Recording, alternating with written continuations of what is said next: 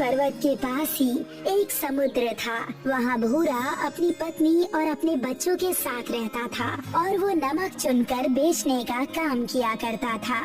मैं कोई ऐसा गीत गाऊं कि आरज़ू जगाऊं, अगर तुम कहो ला ला ला ला ला ला ला ला ला। भूरा हमेशा की तरह समुद्र के तट पर नमक बीनने चला गया। नमक बीनकर उसे छानकर वो उसे छोटे छोटे दामों में बेचा करता था। बताओ लंबरदार भाई, कितने में खरीदोगे आज मेरा नमक? जितने में रोज खरीदता हूँ उससे 10 आने कम, और कल से शायद और दाम गिर जाए। अगर दाम हमेशा कम होते रहेंगे तो मेरा घर कैसे चलेगा? घर पर मेरा एक बच्चा भी है जो छोटा सा है, थोड़े तो पैसे आप बढ़ाइए। भाई मेरे हाथ में थोड़ी ना है, वो तो सब ऊपर वाले कर्मचारी करते हैं, हमें उन्हें भी पैसे पहुंचाने पड़ते हैं। आपके पास कोई और काम है तो आप मुझे दे दीजिए ना। मेरे पास कोई काम होता तो मैं नहीं कर लेता, पूरे दिन नमक में रह रहकर मैं भी परेशान हूँ। भूरा पहले से ही नमक ज्यादा दामों पर न बेचने के कारण बहुत परेशान था। उतने में ही वहाँ पर एक चौकीदार आया और उससे कहने लगा, ऐसे छुप छुप कर मत भागो, मैंने तुम्हें मुंह छुपाते हुए देख लिया है। अरे नहीं साहब, मैं कहाँ भाग रहा हूँ, मैं तो अपना पसीना पोंछ रहा था। आप खामखा चिंता कर रहे हैं, सीधे काम की बात करता हूँ। हफ्ता निकालो, हफ्ता। हाँ ये लीजिए पूरे 500 रुपए। भूरा ने उस दिन जितने भी पैसे कमाए थे सारे ही उस चौकीदार को दे दिए और बचे हुए 100 रुपए के खाने का कुछ राशन ले लिया और घर चला गया। आप ये जो रत्ती भर का खाना लेकर आए हैं, इससे किसका पेट भरेगा? और बेतुके काम करना बंद कर दीजिए आप और चलिए आप मेरे मायके, मैं आपको वहाँ कोई ना कोई नौकरी दिलवा दूंगी। जो लाया है खा लो भाग्यवान। मुझे पता है तुम्हारे ससुराल में कैसे लोग हैं और उनका क्या कहना है। उस दिन न्योता में बुलाकर भंडारे में घुसा दिया, कह दिया खाना खा लो। ये भी कोई बात हुई भला? भट्टी में जाइए आप, मुझे क्या, मैं तो बस अपने जज्बात बता रही थी आपको। उसी रात जंगल के कुछ डाकू उस गांव में आ गए जो कि शहर से हीरे चुरा कर लाए थे और वो समुद्र के पास एक झाड़ी के पीछे छुप गए।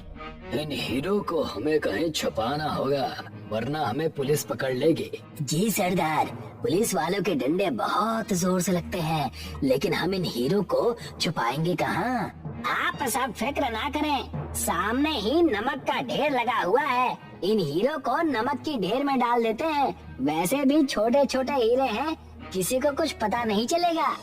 सरदार और उसके चेलों ने छोटे छोटे हीरो के टुकड़े नमक में मिला दिए और वो लोग पुलिस से डरकर भाग गए।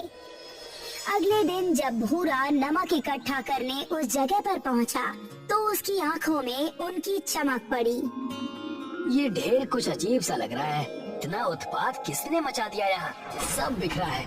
भूरा वहाँ जाकर नमक चुनने लगा बाजार में बेचने के लिए। तभी उसकी नजर एक चमकते हुए छोटे से टुकड़े पर गई। ये चमकता हुआ नमक, ये कैसा नमक है? बहुत तेज चमक रहा है, ये हीरा तो नहीं है? भूरा उस हीरे के एक टुकड़े को लेकर वहाँ से चला जाता है और एक जोहरी के पास जाकर उस टुकड़े को उसे दिखाता है। मूलचंद जी, ये बताइए ये हीरे कितने में लेंगे आप, और ये हीरा है कितने का? होश में तो हो, नमक बेचने की जगह सुंघने भी लगे हो तुम तो। हीरा, और वो भी तुम्हारे पास? ये देखिए तो सही। भूरा मूलचंद को हीरे दिखा देता है, जिसे देखकर मूलचंद जोहरी भौचक्का रह जाता है और कहता है, ये हीरा तुम्हें कहाँ से मिला? इस छोटे से हीरे की कीमत पूरे 1 लाख है, तुम्हें ये किसने दिया? वो सब आप छोड़िए ना और बताइए कि हीरे खरीदेंगे या नहीं, वरना मैं कहीं और जाऊँ। तुम यहीं रुको, मैं पैसे लेकर अभी आया, बस कहीं बेचना नहीं। मूलचंद ने भूरा को पूरे 1 लाख रुपए दे दिए। भूरा की खुशी का कोई ठिकाना नहीं था। कई सारे गहने, कपड़े और कई सालों तक का घर का राशन लेकर वो अपने घर चला गया और अपनी पत्नी से कहने लगा, भाग्यवान, लगता है भगवान ने हमारी सुन ली। ये देखो, इतने सारे पैसे आ गए, मुझे तो यकीन नहीं हो रहा। ऐसा लग रहा है जैसे ये कोई सपना है। कहीं आप चोरी वोरी तो नहीं करने लग गए जी? कहीं आपने डकैती का काम तो नहीं शुरू कर दिया? कहाँ से आए आपके पास इतने सारे पैसे? तब जाकर भूरा अपनी पत्नी को सारी सच्चाई बताता है और तब रेशमा कहती है, अरे पगलू, एक हीरे के अगर 1 लाख मिल गए तो सोचिए अगर हमारे पास सारे हीरे हुए तो हम कहाँ से कहाँ पहुँच जाएंगे। लेकिन और हीरे हम लाएंगे कहाँ से? हमें उसी ढेर के पास चलकर देखना चाहिए। रेशमा और भूरा उस हीरे के नमक यानी कि समुद्र के तट पर चले जाते हैं और वहाँ जाकर नमक में से हीरे ढूंढने लगते हैं और उन्हें कई सारे हीरे मिल जाते हैं। उतने में ही वहाँ पर पुलिस वाले आते हैं जिनकी कैद में वो डाकू रहते हैं। बताओ तुम्हारा सरदार कौन है? बताओ कौन है तुम्हारा सरदार? ये खड़ा है ना आपके सामने, भूरा भूरा है हमारा सरदार। ये क्या बकवास कर रहे हो? मैं तो तुम्हें जानता तक नहीं हूँ, तुम मेरा नाम कैसे जानते हो? अरे भूरा भाई, झूठ क्यों बोलना? अब हमारा भांडा फूट चुका है। इंस्पेक्टर साहब, अगर आपको यकीन नहीं होता तो आप भूरा के घर चलकर देख लीजिए और उसके हाथ में अब भी हीरे हैं। उतने में ही वहाँ पर एक हवलदार आया और कहने लगा, जी इंस्पेक्टर साहब, ये बात सच है। भूरा के घर में सोने के गहने और कई सारे बेशकीमती सामान मिले हैं। हवलदार की इतनी बात सुनते ही पुलिस ने भूरा और रेशमा को कैद खाने में कैद कर लिया और उन्हें वहाँ डाकुओं के साथ बंद कर दिया। हे भगवान, ये कैसा अनर्थ है? दूसरों का इल्जाम हम पर लग रहा है। आखिर हमने ऐसा क्या गलत कर दिया है? मुझे तो कुछ भी समझ नहीं आ रहा। तुम चिंता न करो, मैं कुछ करता हूँ। इन डाकुओं ने ऐसा छल हमारे साथ क्यों किया, ये मुझे समझ में नहीं आ रहा। उन्हें दुखी देखकर डाकुओं का चेला बोला, लगता है तुम अब तक समझ नहीं पाए। हमने साजिश करके तुम्हें यहाँ फंसा दिया है। हमारा सरदार बनकर तुम यहाँ पर उम्र भर कैद रहोगे और हम कुछ महीनों में ही छूटकर यहाँ से चले जाएंगे। बड़ा बेवकूफ है ये। भूरा उन डाकुओं के कैद में आकर फंस गया था और अपनी किस्मत को कोस रहा था। उतने में ही उस जेल की दीवार के बीचों बीच एक बड़ा सा छेद हुआ और उसमें से एक भूत निकल कर आया जो आकर कहने लगा, ये इंसान पता नहीं जेल में रोते क्यों हैं। मुझे देखो, मैं कितना खुश हूँ। इसकी समस्या का परिणाम मैं दिखा दूंगा। और वो भूत जाकर भूरा से बात करने लगा। उस भूत को देखकर भूरा और रेशमा दोनों बेहद डर गए। भूत भूत, ये क्या हो रहा है? शोर मत मचाओ वरना सब आ जाएंगे। मैं इसी जेल का भूत हूँ। कई साल पहले मुझे यही सजा मिली थी, तब से मैं बेगुनाहों को यहाँ से मुक्त कर देता हूँ। चलो, कम से कम एक भूत तो है जिसे हम बेगुनाह लगे। कैसे मुक्त करोगे तुम? तुम दोनों को ही उस जेल में रखे हुए पानी पर ये हल्दी लगा देनी है। ये जादुई हल्दी है जिसे पीकर सारे पुलिस वाले सारा माजरा समझ जाएंगे और तुम निर्दोष साबित हो जाओगे। उस मटके पर हम हल्दी कैसे लगाएं? हम अंदर कैद हैं। आप लगा दीजिए ना। भूरा की बात सुनकर भूत ने मटके की पानी पर हल्दी लगा दिए और जब पुलिस वालों ने हल्दी वाला पानी पिया तो उन्हें सारी सच्चाई नजर आ गई। उन्हें सच का पता चल गया। तुम बाइज्जत बरी किए जाते हो। इन डाकुओं को सजा मिलेगी। हमें माफ करना। रेशमा और भूरा दोनों ही अपने घर चले गए और दोनों मायूस हो गए। तब उनकी नजर उनके घर पर पड़ी। उनके घर पर रखे हुए नमक चमक रहे थे। ये क्या हो रहा है? ये नमक चमक क्यों रहा है? अरे, ये तो हीरे के नमक है। ये कैसे हुआ? ये तो नामुमकिन है। ये सब जरूर उस जेल वाले भूत की शक्ति का कमाल है। उसने हमारी जिंदगी बदल दी। और क्या था, भूरे के घर में रखे हुए नमक हीरे के बन गए थे। भूरा उसे बेचकर बहुत बड़ा धनवान आदमी बन गया। हीरे के नमक बेचने से उसका कारोबार धमाकेदार चलने लगा और उन पैसों से भूरा लोगों की मदद करने लगा और अपना जीवन सुखी सुखी बिताने लगा। मुथु एक गरीब था जो साइकिल पर घूम घूम कर कॉफी बेचा करता था। मुथु का ये व्यापार नया था। Coffee coffee coffee coffee coffee coffee coffee गर्मा गर्म कॉफी कॉफी, एक कॉफी देना। मुथु की कॉफी ग्राहकों को कुछ खास पसंद नहीं आती थी। अरे रवि भैया, कॉफी पियोगे? नहीं नहीं मुत्तू, अभी घर पर कॉफी पिया है। ठीक है भैया। मुत्थू थोड़ा दूर ही गया था कि रवि के साथ वाला आदमी उससे बोलने लगा। भाई तू तो बोल रहा था कि चाय या कॉफी मिल जाए बस, तो कॉफी क्यों नहीं लिए? अरे यार, इसके हाथ की कॉफी इतनी बकवास होती है ना कि क्या बोलूं। तू एक बार पिएगा ना तो जिंदगी भर कॉफी नहीं पिएगा। ग्राहकों की ये बात मुत्थू को बुरी लग रही थी। मुत्थू बहुत कोशिश करता था अच्छी कॉफी बनाने की, पर उससे कभी अच्छी कॉफी बनती ही नहीं थी। वो निराश होकर घर गया। वीना, अच्छी कॉफी बनाने का क्या तरीका है? माप, सही मापों से सही कॉफी बनती है। मैं कितना भी सही माप इस्तेमाल करूं, मेरी कॉफी ग्राहकों को अच्छी ही नहीं लगती। जिसको अच्छी कॉफी दूं, वो बोलता है कि कड़क कॉफी चाहिए, और जिसे कड़क कॉफी दूं, उसे वो भी अच्छी नहीं लगती। ऐसी कॉफी कैसे बनाऊं जो सारे ग्राहक को अच्छी लगे? अब इसके लिए क्या ही कर सकते हैं। आप फिक्र मत कीजिए, मुझे यकीन है आप खुद ही सही कॉफी बनाना सीख लेंगे। उम्मीद तो यही है, देखते हैं। मुत्थू निराश था। उस रात तेज बरसात शुरू हो गई और सुबह तक बादल बरसते रहे। अगली सुबह मुत्थू अपनी साइकिल लेकर निकल रहा था। वीना, मेरी साइकिल का छाता निकाल दो। हाँ, वीना छाता लेकर आई। इसमें तो छेद है, लगता है चूहों ने छेद कर दिया है। कोई नहीं, काम तो चल ही जाएगा। मुत्थू ने वो बड़ा छाता साइकिल के ऊपर लगा दिया और मुत्थू साइकिल लेकर निकल गया। बाहर बरसात हो रही थी। Coffee coffee coffee coffee coffee, गर्मा गर्म कॉफी, गर्मा गर्म coffee, coffee coffee coffee coffee. बरसात के कारण रास्ते पर कम लोग थे। बस स्टॉप के पास जाता हूँ, वहाँ कोई न कोई मेरी कॉफी पी ही लेगा। मुत्थू बस स्टॉप पहुँचा तो वहाँ कई लोग छाता लेकर खड़े थे। Coffee coffee coffee coffee coffee coffee, गर्मा गर्म कॉफी, गर्मा गर्म कॉफी। तभी उसे वहाँ रवि दिखा। रवि को बारिश से ठंड लग रही थी। इतनी ठंडी में कॉफी ही पी लेता हूँ।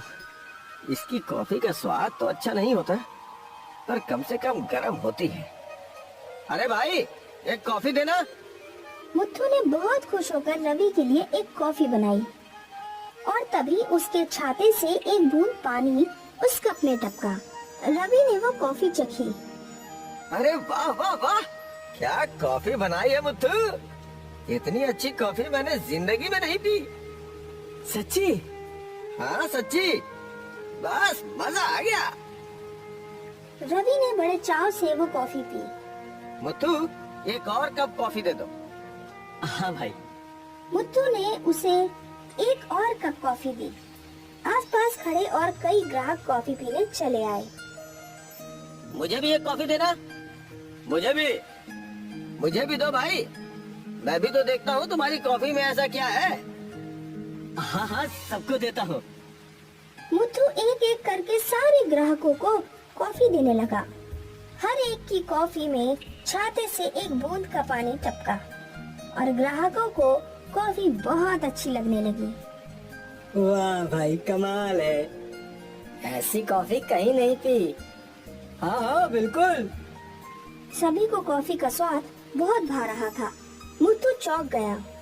आज तक किसी को मेरी कॉफी पसंद नहीं आई, अचानक ये चमत्कार क्या हो गया।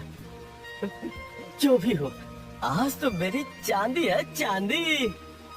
मुत्थू की कॉफी धड़ाधड़ बिक रही थी और उसकी कमाई बढ़ रही थी। आज बस स्टॉप पर ही उसके 120 कप कॉफी बिकी और उसका सारा सामान खत्म हो गया। उसने भगवान का शुक्रिया किया और अपने घर लौटा। वीना, वीना, आज तो कमाल ही हो गया। क्या हुआ? आज ग्राहकों को मेरी कॉफी इतनी पसंद आई कि धड़ाधड़ सब बिक गई। एक ही घंटे में 120 कॉफी बिकी है। अरे वाह! अरे पता है, हर ग्राहक को मेरी कॉफी पसंद आ रही थी। किसी ने तो एक से ज्यादा कॉफी पी और सब तारीफ कर रहे थे। मैंने कहा था ना, ये किसी चमत्कार से कम नहीं है। अच्छा है। वीना भी हैरान थी कि ये सब अचानक कैसे हुआ, पर वो खुश थी। अगले दिन भी बरसात थी। मुत्तू अपने फटे हुए छाते के नीचे कॉफी बेच रहा था। छाते से कुछ पानी की बूंदें कॉफी में गिर रही थी। बहुत बेहतरीन कॉफी है ये। धन्यवाद। आज भी मुत्तू की कॉफी धड़ाधड़ बिक रही थी। मुत्तू की अच्छी खासी आमदनी हो रही थी। आज तीसरा दिन था और बरसात थम गई। मुत्तू ने छाता बंद कर लिया। कॉफी कॉफी कॉफी कॉफी, गर्मा गर्म कॉफी, गर्मा गर्म कॉफी, एक कॉफी देना। आज जब इस ग्राहक ने कॉफी चखी तो उसने कॉफी थूक दी। छी छी छी छी छी, कितनी बेकार कॉफी बनी है। तुम इतनी अच्छी कॉफी बनाते थे, अचानक ये क्या कर दिया भाई? ये बात सुनकर मुत्तू हैरान हो गया।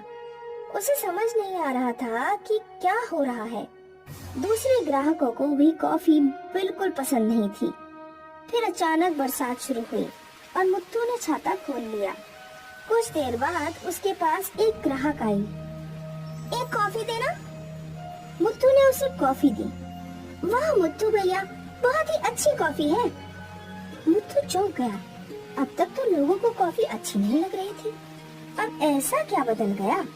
खैर उसके बाद भी जो ग्राहक आए सबको कॉफी अच्छी लगी और एक बार फिर धड़ाधड़ कॉफी बिकने लगी। मुत्तू घर पहुंचा और उसने ये अजीब घटना अपनी पत्नी को बताई। ऐसा कैसे हो सकता है? आपने कुछ तो अलग किया होगा ना? बस एक ही बात अलग थी, बरसात। पहले जब मैंने कॉफी बनाई तब बरसात नहीं थी, पर फिर जब मैंने कॉफी बनाई तो बरसात थी। ऐसा? चलिए आजमाते हैं। आप घर के अंदर कॉफी बनाइए। मुत्तू ने वीना के लिए कॉफी बनाई और उसे दे दी। वीना ने वो कॉफी चखी और थूक दी। छी छी छी, ये कितनी बुरी कॉफी है। आपके ग्राहकों को ऐसी कॉफी कैसे पसंद आती है? पता नहीं। अब एक काम कीजिए, बरसात में कॉफी बनाइए। मुत्तू ने बरसात में छाते के नीचे कॉफी बनाई और ये कॉफी वीना को अच्छी लगी। ये कमाल है, लगता है इस छाते में ही कुछ है।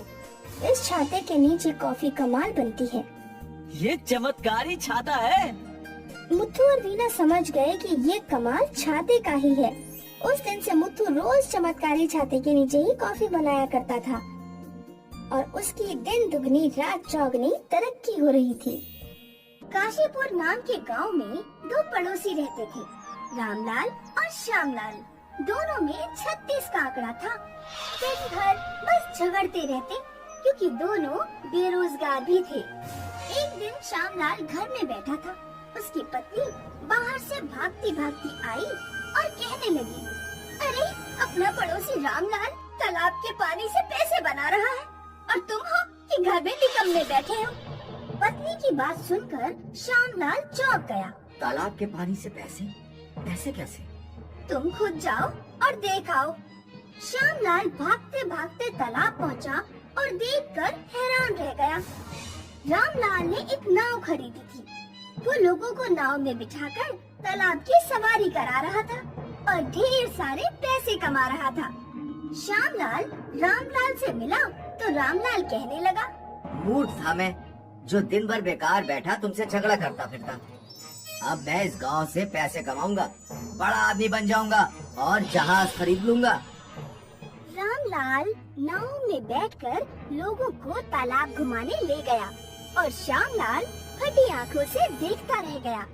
रामलाल से उसे जलन होने लगी। मैं भी देखता हूँ तू कैसे बड़ा आदमी बनता है। श्यामलाल एक बाबा की कुटिया में गया और वहाँ से जादुई भस्म ले आया। रात के अंधेरे में उसने वो भस्म तालाब के पानी में घोल दिया। भस्म पानी में घुलते ही तालाब का पानी उबलने लगा और श्यामलाल हंसने लगा। जहाज तो दूर, अब तो इस पानी में नाव भी नहीं चला सकता।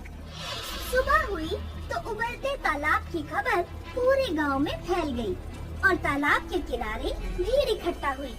तालाब का उबलता पानी देखकर लोग डरने लगे। रामलाल अपनी नाव के पास खड़ा होकर चिल्लाने लगा, चलो चलो, किसे करनी है उबलते तालाब की सवारी? पागल है क्या? नाव में बैठकर उबलते तालाब में जाएंगे तो पकौड़े की तरह तल जाएंगे। हमें नहीं करनी कोई सवारी। सारे लोग चले गए और रामलाल परेशान हो गया। लगता है नाव बेचनी पड़ेगी, मैं तो बर्बाद हो गया। कुछ दिन बीत गए। श्यामलाल घर में निकम्मा बैठा था कि उसकी पत्नी आई और बोली, क्या निकम्मे बैठे हो, कुछ तो करो। रामलाल का इतना बड़ा नुकसान करा दिया, और क्या करूं? रामलाल के नुकसान में तुम्हारा क्या फायदा? फायदा सोचो, इतना बड़ा गांव है, एक भी चाय की दुकान नहीं। उबलते तालाब में चाय पत्ती डालो और चाय बेचो। श्यामलाल तुरंत सेठ के पास गया और बोला, सेठ, मुझे 1 ट्रक शक्कर, 1 ट्रक चाय पत्ती, 1 ट्रक इलायची और 1 टैंकर दूध चाहिए। इतनी मोटी मात्रा में माल, क्या गोलमाल है? बस आप भिजवा दो, पैसे 1 साल बाद दे दूंगा। दूसरे दिन 1 ट्रक शक्कर, 1 ट्रक चाय पत्ती, 1 ट्रक इलायची और 1 टैंकर दूध उबलते तालाब के किनारे पहुंच गया। तो श्यामलाल ने तीनों ट्रक तालाब में खाली करवा दिए और तालाब में चाय उबलने लगी। इलायची की सुगंध सारे गांव में फैल गई और लोग तालाब के पास इकट्ठा होकर अजूबा देखने लगे। चाय ले लो, चाय, चाय ले लो, चाय, इलायची वाली चाय। लोगों ने चाय का तालाब कभी नहीं देखा था, इसीलिए चाय पीने और तालाब देखने लोगों की भीड़ इकट्ठी होने लगी। श्यामलाल का तगड़ा बिजनेस हो गया। इधर रामलाल ने गांव में पाइप और नल की फिटिंग की दुकान खोली थी, वो उसी में बिजी था। एक रात नल फिटिंग करने रामलाल दूसरे गांव जा रहा था। तभी रास्ते में उसे कुटिया वाला बाबा मिला और कहने लगा, वो श्यामलाल तुम्हारा पड़ोसी है ना? बस में ले गया था तालाब में डालने और पैसे नहीं दिए। सुना है चाय का तालाब बेच रहा है, उसे पैसे लौटाने को बोल देना। बाबा चला गया और रामलाल समझ गया कि नाव के धंधे में टांग अड़ाने वाला श्यामलाल ही है। मेरा धंधा चौपट किया, अब मैं भी देखता हूँ चाय का तालाब कितने दिन चलता है। दूसरे दिन रामलाल तालाब के पास गया। श्यामलाल तालाब से चाय निकालकर लोगों को पिला रहा था और मोटी कमाई कर रहा था। अरे तुम इसे पैसे क्यों देते हो? ये तालाब इसका थोड़ी है, फोकट में चाय पिया करो। क्या बक रहा है? मैं तुमसे नहीं, लोगों से बात कर रहा हूँ। रामलाल, बात तो ठीक है, पर हमें चाय निकाल कर देगा कौन? देखो तो चाय कैसे उबल रही है। श्यामलाल हमें चाय निकाल कर देता है, इसीलिए हम पैसे देते हैं। मैं दूंगा तुम्हें चाय निकाल कर। वो कैसे? मैंने पाइप और नल का बिजनेस शुरू किया है। चाय के तालाब में पाइपलाइन करके सीधे तुम्हारे घर नल लगवा दूंगा, फिर घर में बैठकर जितनी चाहे उतनी चाय पीना। लोग रामलाल की बात मानकर चले गए और श्यामलाल परेशान हो गया। शक्कर मेरी, चाय पत्ती मेरी, इलायची मेरी, दूध मेरा, और तुम्हारा क्या? जैसे को तैसा, तुमने मेरा पैर खींचा, अब मैं तुम्हारा पैर खींचूंगा। इस प्रकार श्यामलाल बर्बाद हो गया और रामलाल को नया कॉन्ट्रैक्ट मिल गया। उसने पाइपलाइन से लोगों के घर घर चाय पहुंचाई और कर्जदार बना श्यामलाल गांव छोड़कर भाग गया। महाराष्ट्र में बसंतपुर नाम का एक छोटा सा गांव था। गांव में ज्यादातर समय सूखा पड़ा रहता था, इसीलिए पानी आसानी से उपलब्ध नहीं था। गांव के घरों में सरकारी टंकियां लगी हुई थी, जिनमें सुबह शाम निश्चित समय के लिए ही पानी आता था।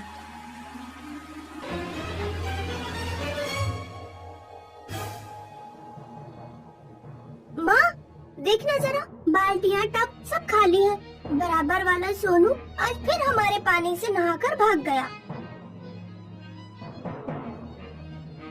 तो सोनू के घर पर कपड़े लेकर जा, वो हमारा पानी खर्च कर गया तो उसका पानी खर्च करके आना।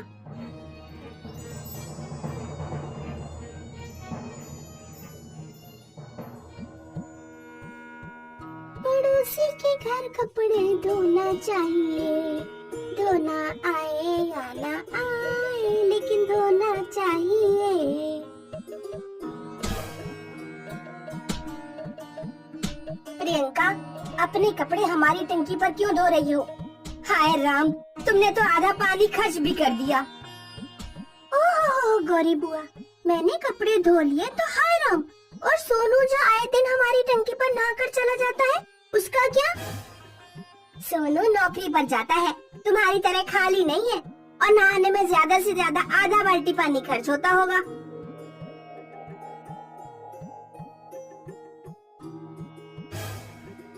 आधी बाल्टी पानी खर्च होता तो कोई परेशानी नहीं थी। तुम्हारा लड़का सारी बाल्टियां और टब खाली कर देता है। लो, बेटी के पीछे अब माँ भी लड़ने आ गई। प्रियंका और सोनू के परिवार एक दूसरे के पड़ोस में रहते थे। पानी के पीछे अक्सर उनके बीच लड़ाई होती रहती थी। प्रियंका के पिता नहीं थे। दोनों माँ बेटी दिए, मटके और मिट्टी के बर्तन बनाकर खर्चा चलाती थी।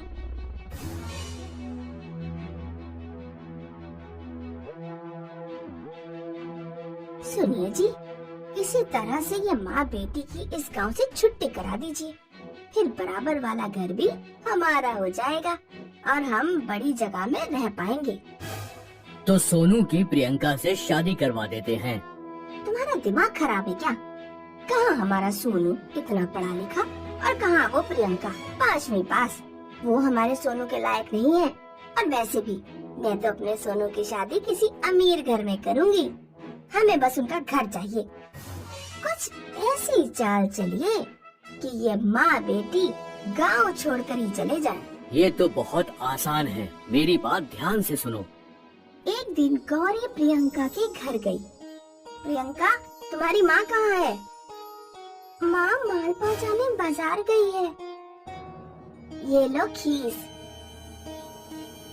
मेरे मायके से आया है, बहुत ज्यादा आ गया है, इसीलिए मैंने सोचा थोड़ा तुम्हारे घर दे दूं।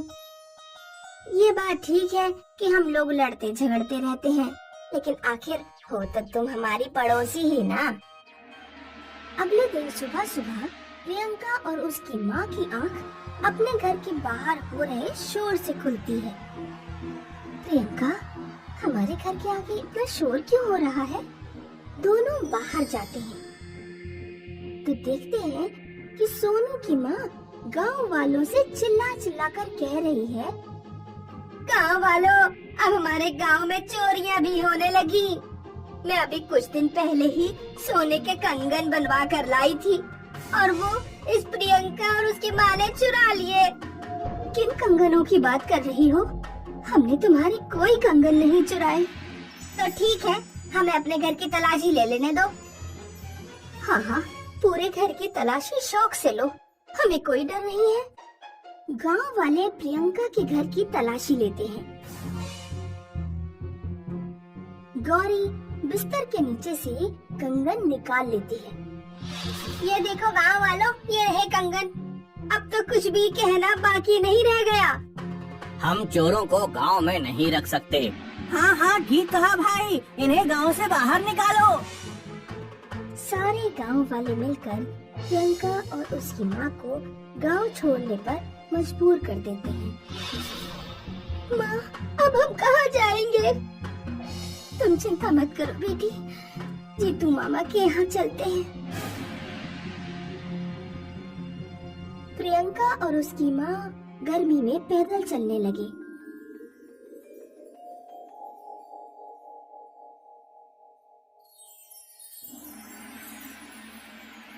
माँ, वो देखो एक टंकी। चलो उसी से पानी पीते हैं। प्रियंका ने जब टंकी खोली तो उसकी आंखें फटी की फटी रह गईं। टंकी से तरल सोना निकल रहा था। हाय राम, गांव वाले तो इस टंकी को खराब समझते थे, लेकिन इसमें से तो सोना निकल रहा है। माँ, अब हमें कहीं जाने की जरूरत नहीं, हम यहीं पर अपना घर बना लेंगे। टंकी से निकले सोने की सहायता से प्रियंका और उसकी माँ एक बड़ा घर बना लेते हैं और पूरी शान और शौकत से रहने लगते हैं। प्रियंका की अमीरी की बात पूरे बसंतपुर में फैल गई।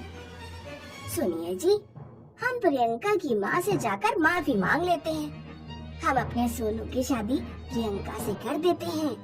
फिर उनकी जादुई टंकी, बड़ा मकान सब हमारे हो जाएंगे।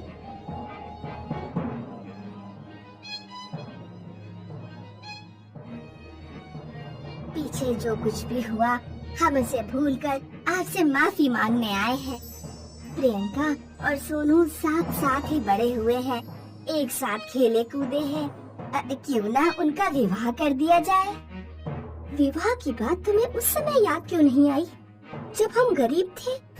पहले हम तुम्हारे लायक नहीं थे और अब तुम लोग हमारे लायक नहीं हो। निकल लो यहाँ से।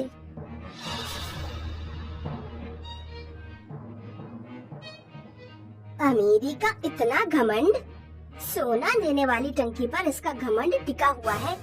उस टंकी की पाइपलाइन कहीं से तो आती होगी, उसे तोड़ डालूंगी, फिर देखती हूँ किस चीज पर घमंड करेगी। एक रात गौरी अपने पति के साथ प्रियंका के घर के पीछे वाले जंगल में जाती है। वो और उसका पति खुदाई करना शुरू करते हैं। ये रही टंकी की पाइपलाइन।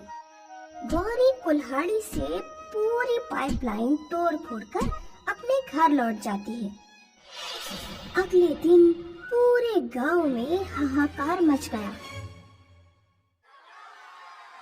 इतना शोर क्यों हो रहा है? लगता है कल रात हमने जो पाइपलाइन तोड़ी थी वो सोने वाली टंकी की पाइपलाइन नहीं, बल्कि गांव में आ रहे पानी की पाइपलाइन थी। गांव में पुलिस आती है और पानी के पाइपलाइन तोड़े जाने की जांच करती है। गौरी और उसका पति पकड़े जाते हैं। उन्हें पानी के पाइपलाइन तोड़ने के जुर्म में जेल हो जाती है। इस कहानी से हम ये सीखते हैं कि दुष्ट लोग दूसरों का नुकसान करने के चक्कर में अपना ही नुकसान कर बैठते हैं।